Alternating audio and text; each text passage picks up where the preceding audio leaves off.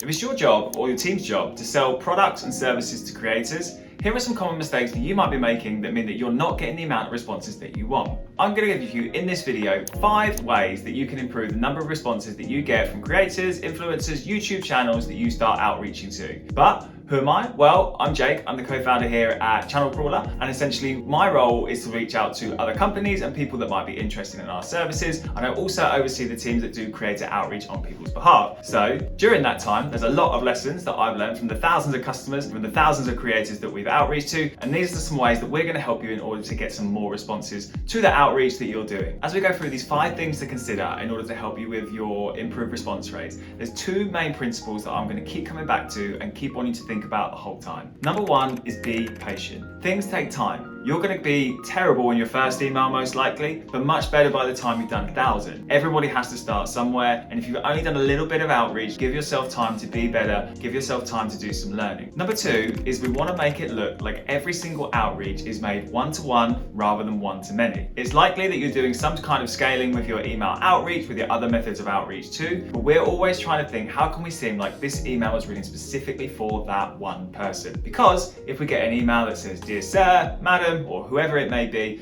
totally unpersonalized, we think this is a generic email, we're going to ignore it. But the more that you can personalize, the more that you can feel like that creator is connected to you, the better it is. So keep that in mind. Be patient. Your first won't be as good as your 1,000th. And second, let's try and think of it how we can do one-to-one instead of one-to-many. The first one, and the most important one by far, because it's where the whole process starts. To take Alex Hormozi's words, the lead list is king. Right? So if you've got a certain amount of leads, let's say 10,000, if they're not relevant to the product, the service that you sell, and you're outreaching to them to put that forward to them, who's going to reply? Probably no one. The lead list is king. Reach out to people that have an actual need for the service, people that you're excited to speak to, and that's always going to get you more replies than just random creators that you can find. There's plenty of ways that you can build lists. I'm going to show you how to do it in Channel Crawler, but once you've got your list, make sure it's one that you're happy with and people that you actually want to speak to, and just as importantly, people that are going to want to speak to you. So that the lead list isn't random that I'm going to build in this example, what I'm going to do is take on a creator investment fund personality. So I'm somebody that's looking to invest in some of the top channels in order to help them monetize further, build a business, and expand what they can do. Because if the channel grows, me as a creator investment fund, I can grow. So let's build the lead list. So for this example of building a lead list, I'm using Channel Crawler. There are other ways, but of course this is definitely the way that I would recommend to build the lead list. And this is one that we've actually built before for another customer, which is somebody who invests in creator funds. So in this example, I'm going to go through how I've selected the criteria and why I have, because remember, as Alex Hormozi says, lead list is king. Reach out to the wrong people, they're not going to be interested in your service, or maybe you don't want to speak to them. So for this example, I'm choosing United States and Canada because they're jurisdictions that I can operate in. The team only speak English, so I want English channels. There's going to be a minimum subscribers of 250,000 because they want traction in there. Then I'm going to go through and go, okay, these people need to be getting at least 100,000 views on the video because otherwise no real interest. They need to be generating views all the time, get money from AdSense. So there's some sort of funding coming into the business, even if they've never done a brand deal. Then for engagement rate, we also want audiences that could be monetized. So they need to be engaged with them, right? So if the audience is never talking to the creator, perhaps they're not very interesting. And we're also going to do this so that we're going to email them. So let's look for the emails that are available on Channel Crawler. So now I've got 2,947 channels that I actually want to speak to. They've got loads of subscribers, they're in the right areas for me, and so all I need to do is download the data and go and get that. So I'm going to download the data here. I want emails and social handles because that's something we're going to come back to later. And I don't mind if they've got either or, I just want to make sure that they've got emails and social handles there. So I download that and we're going to take it from there. I am going to complete the order.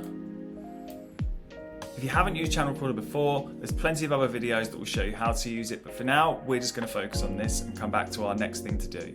Now you have a lead list. Method number 2 to start getting more responses is to offer a lead magnet. When you get a cold email, when you get something that's in your inbox, you've never met the person, you don't trust them, you have no idea who you are, that's probably what they're thinking when you email, right? So don't make it difficult, don't make them put through an hour call, give real value. In the example of a creator investment fund, one of the things that they could do is say, hey, your channel's amazing, we love it for these X and Y reasons, we think we'd like to invest in it. If you gave us a couple of details, we could actually show you how much it's worth. Interested in getting a free evaluation of your channel? Like, I'm a creator, I'd be super interested to know how much my channel's worth. Even if I never speak to them again, now I've got a reason to reply. There's a lead magnet right there. Here's a free valuation of your channel, and it only takes a couple of details. That company now has some more info about you, and they can start a conversation. It needs to be specific to what your service or your product is, and that can be difficult to come up with sometimes, but think about where you add most value in your service, and that's the thing to go for. If you've got some questions about what type of lead magnet, drop a comment below. We'd love to hear them. We'll see if we can help you craft out some kind of lead magnet that will work for you. And if you like the video, please do like, comment, subscribe. All of those things support the channel. We'd love to hear more from you, and we'd love to know what videos you'd like making as we go forward with our YouTube channel. When you think about lead magnets, some good examples are free course, free trial, free something. But I would say one of the main things that you can do to stand out from others is actually offer some of your service for free. So with the Creator Investment Fund, they're showing how much the channel is worth. So they actually get something that's pretty cool, and they could know that in another conversation. Well, my channel is worth this much. If you do voice dubbing, for example, could you actually do it with a video? If you do it with thumbnail, could you actually say, hey, we're willing to give you a thumbnail that you can A/B test, and this is on one of your lower performing videos, maybe this will work. Who knows? And they're really good examples of how you can really give a lot of value that people might take you up on. Because if it's a PDF or something like that, maybe they'll reply, maybe they won't. But you offer them a free service that nobody else is, why not?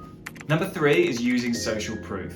This is massively underutilized, but if you think about when you go to book a restaurant or buy something on Amazon, you're always looking at, do they have 4 or 5-star reviews? Because if they don't, you think they suck or no one goes there.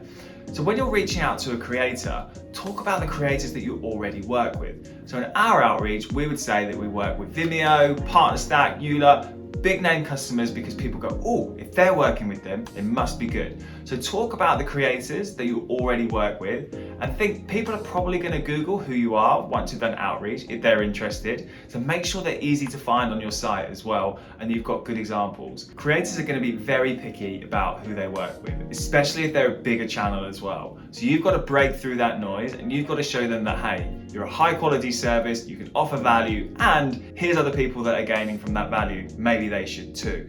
Number 4 is actually something that I'm going to call a lot of people out here for, because I think that the reason people don't do this is mostly down to laziness and not wanting to put in the hard yards that it takes to start creating sponsorships and sales with some of the biggest creators. And that step is not just multi-step outreach, but multi-channel outreach. So it's easy, right? We picked out 3,000 creators there, high quality, send them an email, get 2 automated follow-ups, see who replies. But in reality, you're trying to find some of the top creators, people that you want to sell a product or service to and start to work with.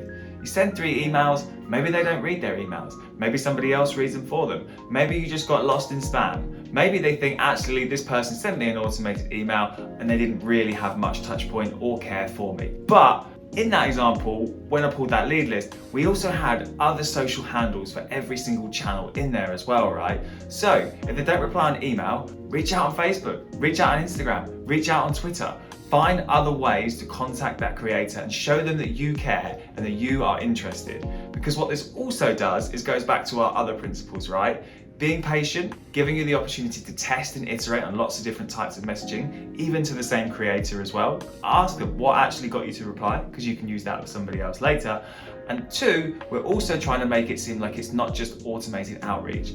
Now, you might still want to work with templates, you might still want to speed up this process, you might want to hire somebody to do some of this outreach for you. But the most important thing is if you do multi-channel, you're gonna stand out a lot more. So I promise you, even though it's more difficult, it's more time consuming, it is worth that extra effort, because your reply rates are gonna shoot up. This last one that I'm now going to give you, I think, is one of the most underrated things to think about when selling to creators. So think about it. So far, you built a great lead list. You spent time creating it, thinking about who to contact. You built a lead magnet. You showed great social proof, and you were outreach through many different channels just to get this one response. So when you get that response, here's the most important thing that you need to do. You need to follow up immediately. You need to have your email open. If you use a platform like Instantly, Salesforce, whatever it is, make sure sure you've got that open, that you can see your replies. If you don't know what they are, have your Gmail or Outlook open, whatever it is that you're using. Twitter, Facebook, Instagram, have the notifications on. In most work settings, it's really good to have no distractions, to focus on what you're doing and go through each project step by step by step. I do that sometimes when I'm working on certain things, but in sales mode, that is not the case. You need to respond immediately, right? Because that creator is interested at that moment. So you've got the response. They say, yes, please do tell me more about this service. Please, let's book in a call. Or please, this lead magnet that you've said, let me find out more. Follow up immediately while their propensity to act is still there. Because the next day, maybe they've changed. Maybe they can't be bothered. Maybe they haven't got time. Maybe they don't really actually remember what the message was because they never met you.